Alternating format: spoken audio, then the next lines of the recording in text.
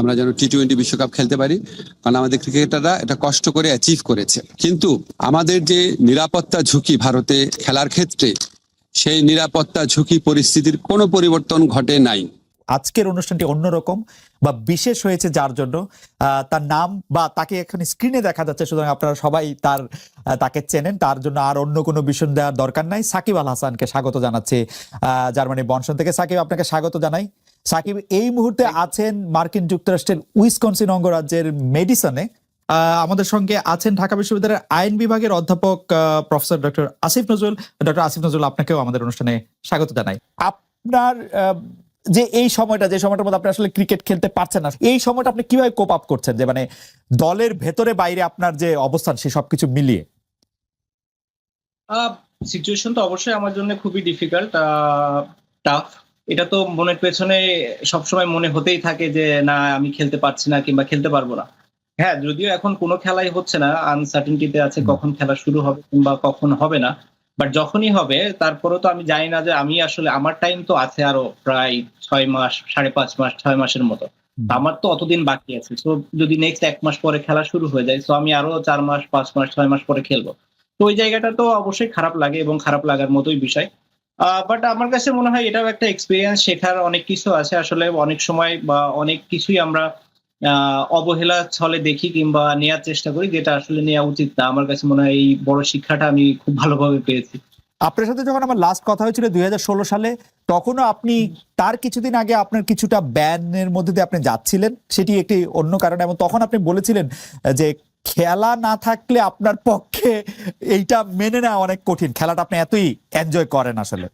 স্বাভাবিক, একটা জন্য মাঠে আসলে থাকাটাই সব থেকে বড় ইম্পর্টেন্ট। মানে মাঠে না যাওয়াটাই হচ্ছে সব থেকে কষ্টের বিষয়।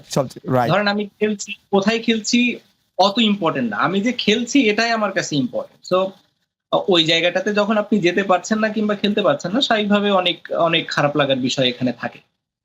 সাকিব, আপনার কাছে আরেকটু সিরিয়াস বিষয়টা কথা বলি। আপনি সর্বশেষ আমরা দেখেছি যে আপনি খেলোয়াড়দের অধিকার নিয়ে একটি সংবাদ সম্মেলন করেছিলেন, খেলোয়াড়রা আপনাদের পাশে ছিলেন, এবং কিছু কিছু বিষয় যেগুলি খুবই যৌক্তিক বোর্ডের কাছে আপনি আসলে উপস্থাপন করেছিলেন।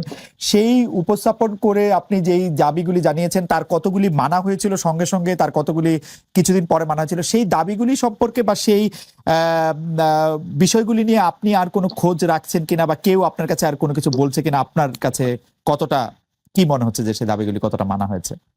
আসলে আমি শিওর যে প্লেয়াররা সবাই সবার সাথে তো ডিসকাস করেই, বাট আমার কাছে মনে হয় যে মোটামুটি বেসিক যে বা চাওয়া পাওয়া প্লেয়ারদের ছিল সবগুলাই ফুলফিল হয়েছে। দুই একটা হয়তো যেটা হয়নি, যেটা হতে আসলে সময়ও লাগবে, তো ওইটার জন্য আসলে ওয়েট করতে হবে। আর বাকি বেশিরভাগই চাওয়া পাওয়া তো আমার মনে হয় যে ফুলফিলই হয়ে গিয়েছে। এই কারণে প্লেয়াররাও সবাই খুশি। তারা এখন চায় যত বেশি খেলা হোক এবং মাঠে থাকতে। সবকিছু এলোমেলো করে দিয়েছে, বাট আমি হোপফুল যে তাড়াতাড়ি এই সিচুয়েশন বাংলাদেশ এবং পুরো পৃথিবীতেই ঠিক হবে এবং সবাই মাঠে ফিরতে পারবে। বেশি যারা বলেছেন যে তারা দেখতে চান না, তাদের কারণ হচ্ছে তারা আসলে ক্যাপ্টেন না, আপনাকে মানে প্লেয়ার হিসাবে তারা এত বেশি মিস করেন, মানে এটা কোনো নেগেটিভ জায়গা থেকে না। তারা মনে করেন যে আপনি আবার ফিরে আসলে আপনাকে বাংলাদেশ দলের দায়িত্বটা আপনি নিতেই পারেন, কিন্তু নেওয়ার পরে প্লেয়ার সাকিব আল হাসানকে তারা বেশি দেখতে চান। আমি দুই একটি যদি মতামত পড়ি তাহলে সেখানে আপনি দেখবেন যে মোহাম্মদ আলামিন উনি বলছেন সাকিব খেলায় ফেরা পরপরে অধিনায়কত্বের দায়িত্ব দিলে সাকিবের ভিতরে অনেক বেশি ভালো পারফর্ম করার জোরটা থাকবে না, তাছাড়া বর্তমানে যার আছে তাদেরকেও সময় দিতে হবে নিজেদের প্রমাণ করতে। কিন্তু মোহাম্মদ কামরুজ্জামান তিনি বলছেন ক্যাপ্টেন হয়ে সাকিব ভালো পারফর্ম করছে, এক্সট্রা চাপ নেওয়ার ক্ষমতা ওর মধ্যে সবসময় আছে, তবে না কেন, এরকম ভাবেই কথাগুলি আসছে। আপনি এটাকে কিভাবে দেখেন? এরকম আরো মতামত আছে, আমি লম্বা সময় ধরে পড়ে যেতে পারি, কিন্তু আপনার মতামত। সবার আগে তো আমি খেলায় ফিরতে চাই। জি। তো 5.5 মাস পরে যখন খেলায় ফিরবো, আগে খেলায় ফিরি, বাকি সব ডিসিশন আসলে তারপরে। তার আগে আসলে অন্য কোনো ডিসিশন নাই। এখন সবার আগে হচ্ছে যে কিভাবে সময়টা তাড়াতাড়ি যাবে, তাড়াতাড়ি শেষ হবে, কিভাবে আমি যেখানে থেকে আসলে খেলাটা আমার বন্ধ হয়েছে সেখান থেকে যেন আমি আবার শুরু করতে পারি, সেটা হচ্ছে আমার কাছে সব থেকে বড় চ্যালেঞ্জ এবং সব থেকে বড় মানে নিজের প্রতি নিজের একটা এক্সপেকটেশন, যে যেখান থেকে আমি শেষ করেছি ওইখান থেকে যেন আমি শুরু করতে পারি। তো আমার কাছে চ্যালেঞ্জ ওই একটাই, আমার কাছে বাকি আর কোনো চ্যালেঞ্জ নেই। কোনো অ্যাডিশনাল চ্যালেঞ্জ কি আসবে না এটা আসলে পরের বিষয়, কিংবা আমি চিন্তা করবো কি করবো না সেটাও পরের বিষয়। ফার্স্ট টার্গেট হচ্ছে যেখানে শেষ করেছিলাম, মানে শেষ হয়েছিল সেখান থেকে যেন শুরু করতে পারি। সাকিব, আপনাকে দেখে আমার চোখের দেখা যেরকম মনে হচ্ছে আপনি কি একটু ওজন কমিয়েছেন, বা আমরা যদি প্রশ্নটা অন্যভাবে করি যে আপনি ফিটনেস ধরে রাখার জন্য কি কি করছেন সেটা নিয়েও দর্শকদের অনেক আগ্রহ আছে। মানে you look very fit, agile, এবং মনে হচ্ছে যে আপনি বয়সও অনেকখানি কমেছে, আপনার চুল টুল বড় হওয়ার কারণে একটা হইতে পারে। ওয়ার্ল্ড কাপের পর থেকেই তো ওয়েটটা অনেক কন্ট্রোলের ভেতরে ছিল। বাসার ভেতরে থাকি, বাসার ভেতরে যেহেতু থাকা হয় স্বাভাবিকভাবেই বয়সটা একটু কম লাগতে পারে, আর চুল টুল বড় হয়ে গিয়েছে, তো এটা আর একটা রিজন। বিশ্বকাপ আপনার, আমরা জানি বিশ্বকাপে আপনার যে পারফরমেন্স, মানে এটা যে কোনো খেলোয়াড়ের জন্য এটা একটা ড্রিম পারফরমেন্স ক্রিকেট বা বেশি একটা তো আসলে আমি দূরের চিন্তা কখনোই করতে চাই না, বাট হ্যাঁ। যদি বলি যে নেক্সট ওয়ার্ল্ড কাপ, এভাবে চিন্তা করলে মানে নেক্সট ওয়ার্ল্ড কাপই তো। হ্যাঁ, তো সেখানে একটু তো অবশ্যই একটা ব্যাকআপ মাইন্ড একটা চিন্তা থাকে, যদি সুযোগ আসে খেলতে পারি, ফিটনেস থাকে, পারফরমেন্স থাকে। আমার মনে হয় যে আমাদের খুব ভালো করার সুযোগ আছে। আমি খুব মনে প্রাণে আসলে বিশ্বাস করেছিলাম যে এবারও আমাদের ভালো করার সুযোগ আছে।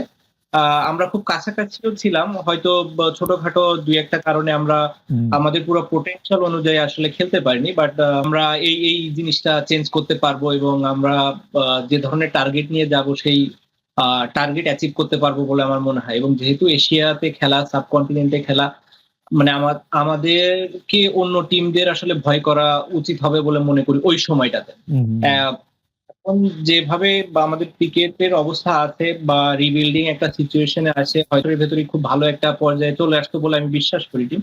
হয়তো এটা কিছুদিন সময় লাগবে, বাট ওয়ার্ল্ড কাপের আগে আমার কাছে মনে হয় আমরা খুব ব্যালেন্স ভালো একটা দল নিয়ে ওয়ার্ল্ড কাপে যেতে পারবো।